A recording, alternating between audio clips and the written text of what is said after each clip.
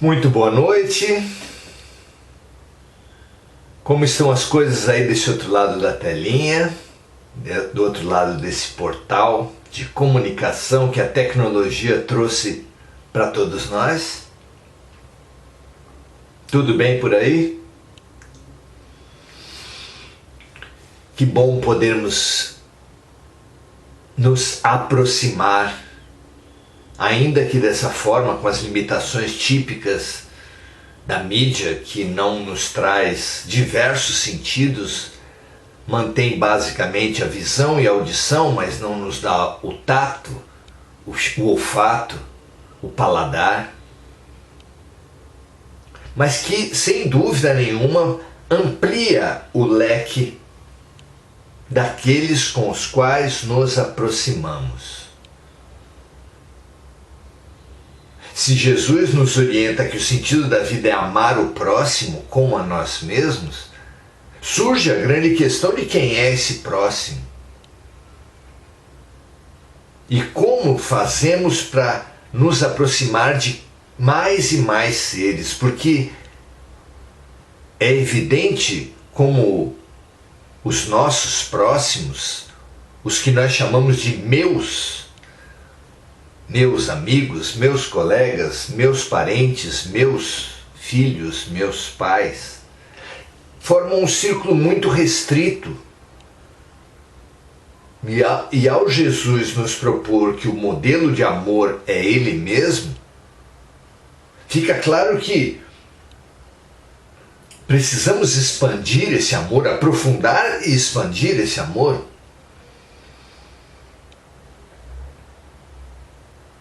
O que torna a tarefa da vida uma tarefa de aproximação.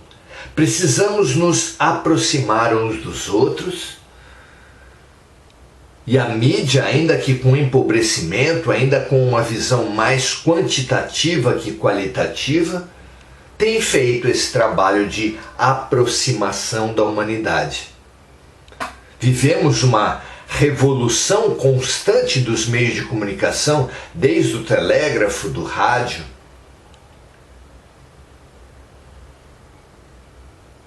o telefone, a televisão, depois com o celular, com o satélite, atualmente com as redes sociais. Temos vivido revoluções praticamente mensais, com cada vez um aparelho mais sofisticado, um programa, uma rede social com mais recursos. E isso, sem dúvida, nos aproxima.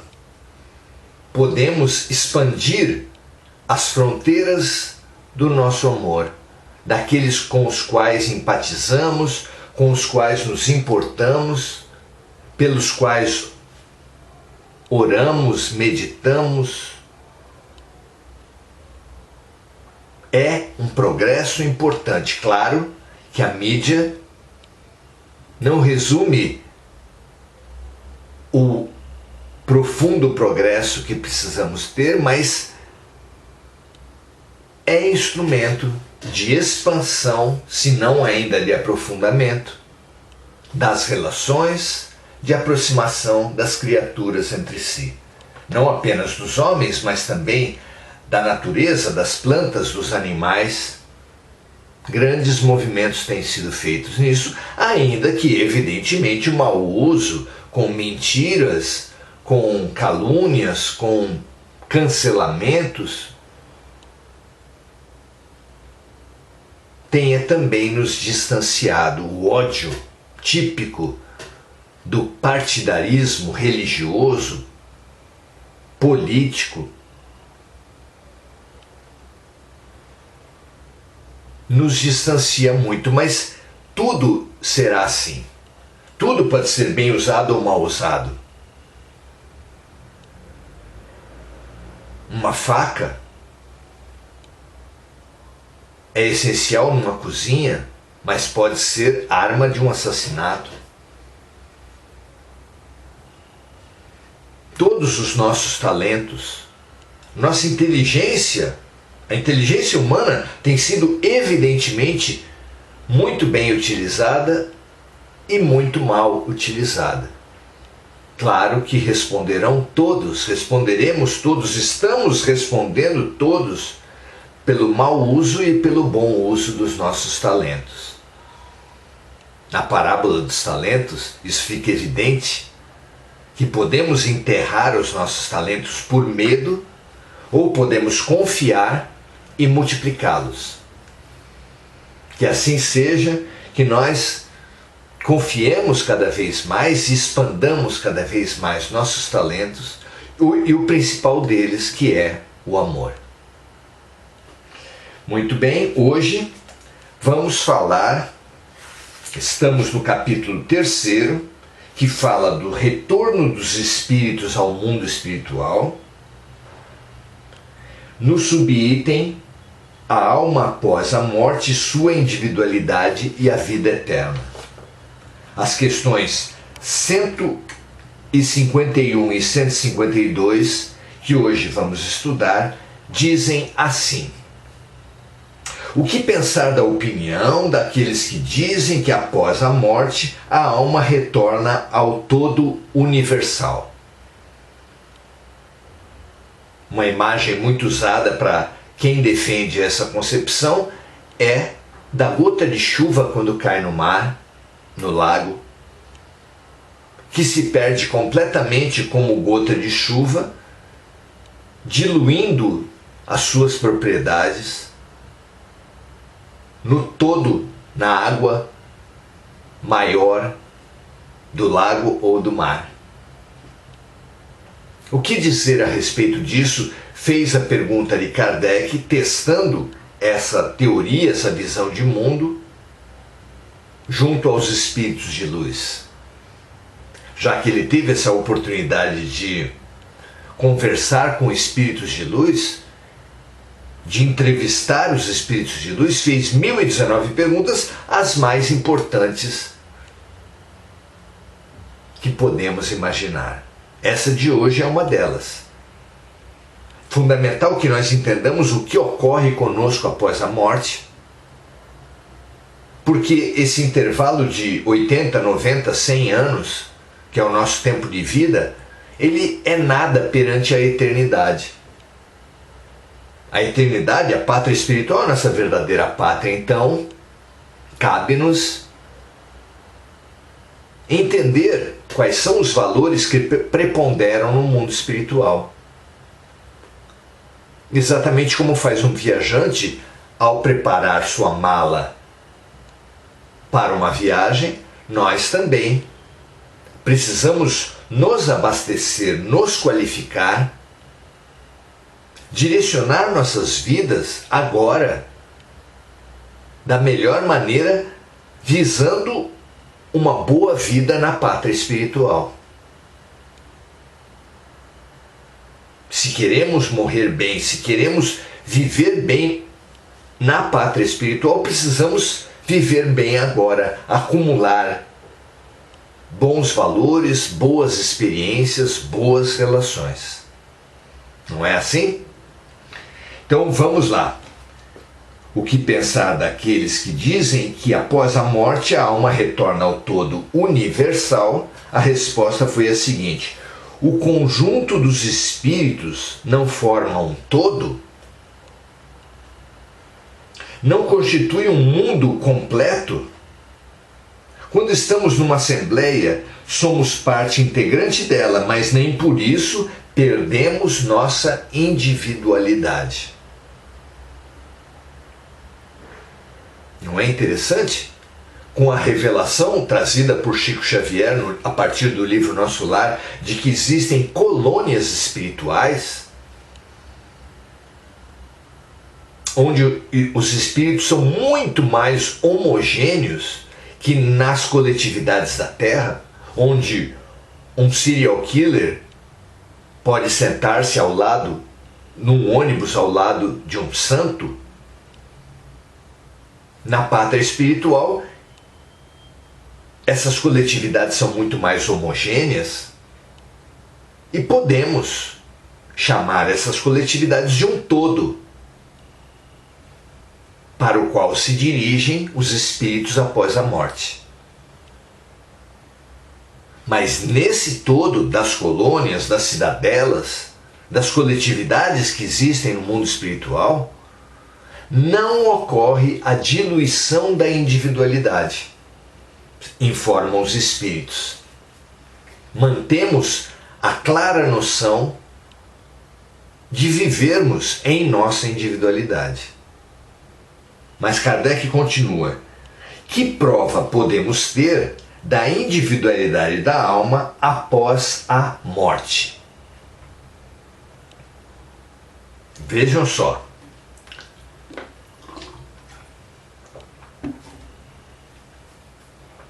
E a resposta dos espíritos é: os homens não têm essa prova nas comunicações que recebem. Se eles não fossem cegos, veriam; se não fossem surdos, ouviriam. Frequentemente, uma voz fala aos encarnados e revela a existência de um ser que está fora dele. A voz da intuição, a voz da psicofonia,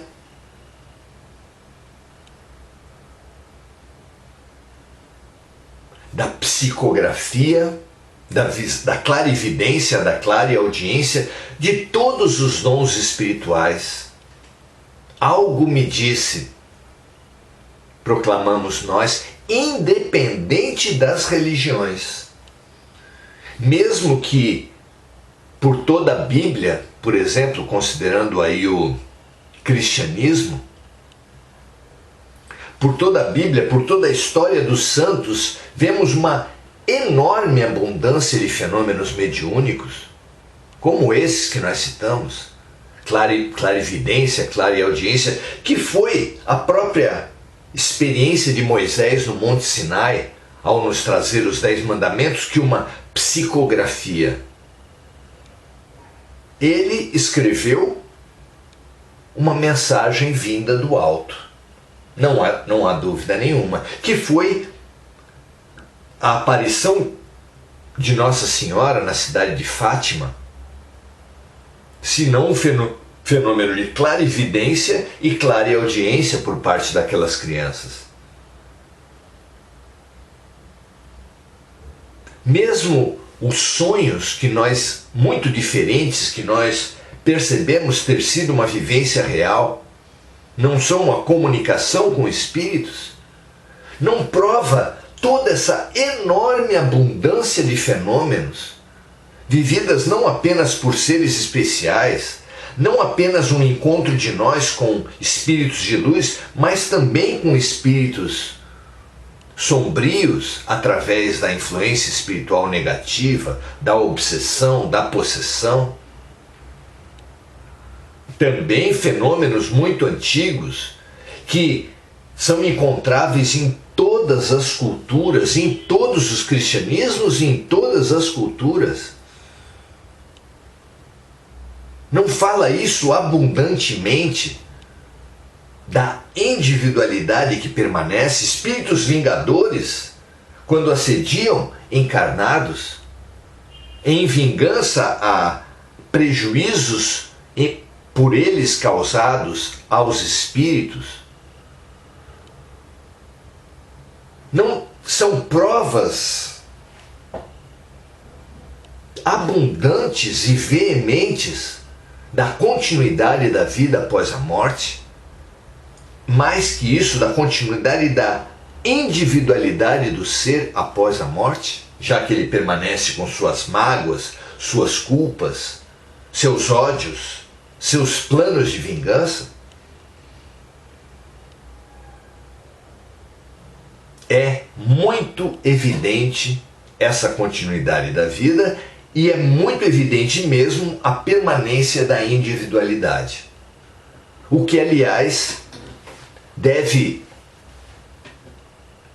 alertar, deve despertar para todos aqueles que pensam de alguma forma abreviar a vida. Porque, é claro, todos aqueles que pensam, planejam ou tentam mesmo abreviar a vida, têm um pensamento comum: aliviar-se das suas angústias, das suas dores. E se fica tão claro como tem ficado ao longo da história universal, da nossa história mesmo em particular, se tem ficado tão claro que a individualidade continua, isso quer dizer que as nossas angústias, os nossos medos, as nossas mágoas, as nossas culpas, as nossas invejas, todos os nossos sentimentos permanecerão após a morte. Como esperar um alívio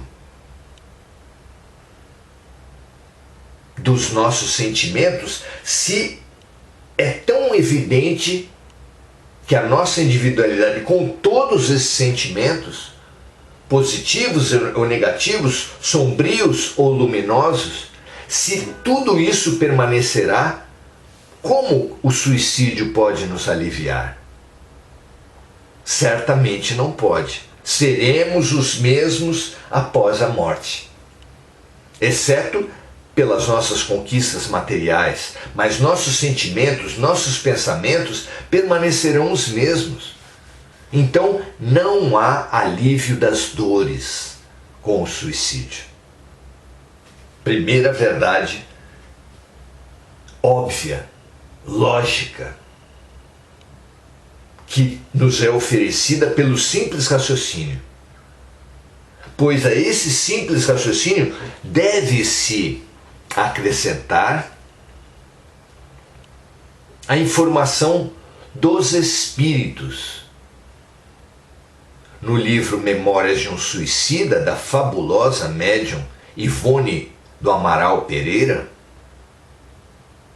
mas também por centenas, talvez milhares de livros que todos confluem para esse mesmo ponto, não apenas as angústias, os medos, as tensões, as mágoas, as culpas, as invejas permanecem todas, levadas todas em nossas mentes após a morte, mas todos os relatos são unânimes para dizer que o suicida acresce as suas dores, aumenta as suas angústias pela própria vivência do ato extremo.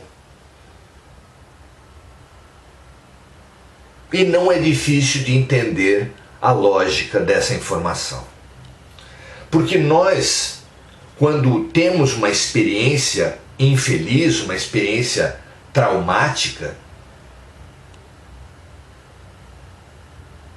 guardamos, ficamos marcados por essa experiência, de forma que qualquer gatilho nos remete à experiência vivida, traz essa memória da experiência de volta, não é assim? Isso é claro. Pessoas que sofreram experiências violentas na infância, pessoas que passaram por acidentes de trânsito, pessoas que tiveram em situações de tortura, de violência urbana, de abusos de todo tipo, ficam com suas mentes marcadas, traumatizadas. E a esses traumas, a essas experiências, são remetidas a todo momento. Se isso acontece com vivências dramáticas, como uma quase morte, infligida por outros agentes, que dirá da morte efetiva? E o pior, gerada por nós mesmos contra nós mesmos. Não pode haver dúvida. O suicídio é uma das experiências mais traumatizantes para nossa mente. E os relatos dos espíritos são muito interessantes porque falam eles unanimemente que o corpo espiritual é extremamente plástico à mente. Acompanhe só. Se a nossa aparência, se a nossa qualidade de vida, se a nossa própria saúde espiritual depende da saúde mental, uma mente traumatizada, marcada, não apenas por uma dor extrema, mas pelo suicídio perante essa dor extrema,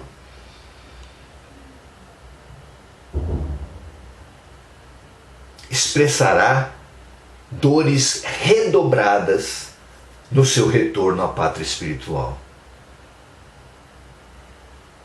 Contam os espíritos que o suicida é assistido como todos os outros espíritos. Mas o que acontece com grande parte deles? Nunca se pode dizer que todos os suicídios são iguais. Cada um é típico, cada um oferece repercussões de variados modelos. Mas pode-se dizer que, sendo assistidos, mas estando extremamente suscetíveis que qualquer gatilho os relembre da experiência terrível do suicídio, os socorristas, os hospitais no mundo espiritual conseguem, com muita eficiência, curar as feridas na cabeça daqueles que atiraram com armas de fogo, curar o esôfago, curar os órgãos interiores daqueles que ingeriram veneno, recompor o corpo espiritual daqueles que se atiraram de prédios, daqueles que se atiraram embaixo de veículos. Consegue-se uma grande eficiência na recomposição dos corpos espirituais dos suicidas, já que a agressão ao corpo físico levou a essa agressão também ao corpo espiritual. Porque há uma ligação de intercausalidade, de interinfluência entre o corpo físico e o corpo espiritual. Mas mesmo curados, mesmo tratados nas suas feridas, pela influência da mente sobre o corpo espiritual, a cada vez que um gatilho faz com que o espírito relembre a sua experiência extrema, abrem-se as feridas, voltam as queimações.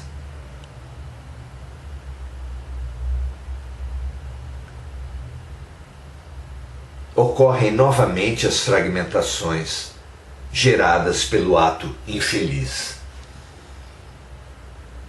Não são pequenos os sofrimentos de muitos dos suicidas.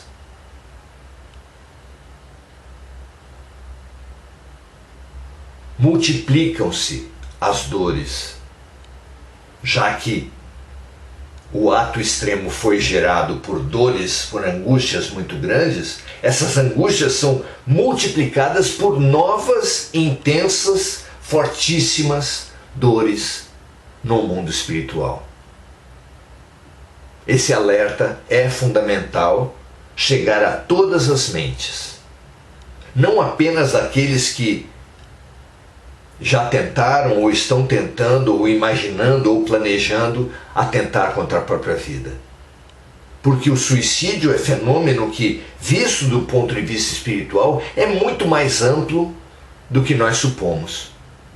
Já que na Terra a psicologia nos revela a questão do suicídio indireto, que são todas as atividades, todas as situações em que nós mantemos hábitos que são prejudiciais à saúde, apesar de saber que eles são prejudiciais à saúde, como alimentações compulsivas, como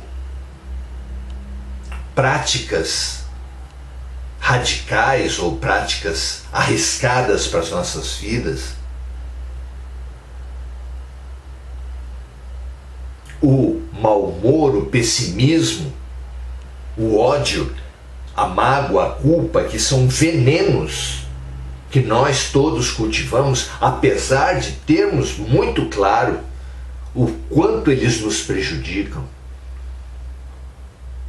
Vejam vocês, meus amigos, será que algum de nós pode se dizer completamente imune a esses processos que atentam contra nossas próprias vidas?